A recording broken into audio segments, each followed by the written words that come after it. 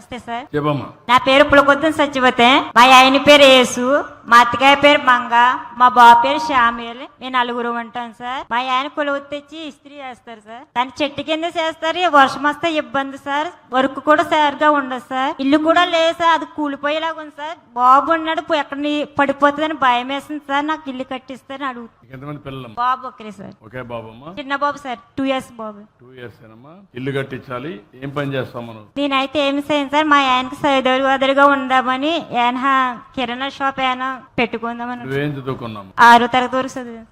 ఈ అమ్మాయికి ఒక కిరాణా కొట్టు పెట్టిస్తాం.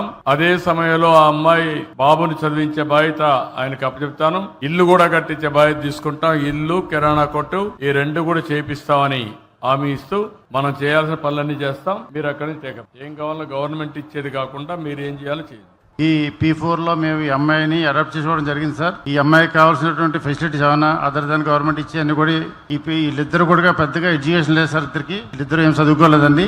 వాళ్ళకి ఒక చిన్న 2 years ఓల్డ్ ఒక బాబు ఉన్నాడండి. ఆ పిల్లలకి ఏమైనా ఫర్దర్ గా మీరు చెప్పినట్టుగా 2 పిల్లలు అంటున్నారు కాబట్టి ఆ పిల్లలకి life long till their completion of their education నేనే బాధ్యత తీసుకుంటాను సార్. నేను I take care of their family sir. Thank you.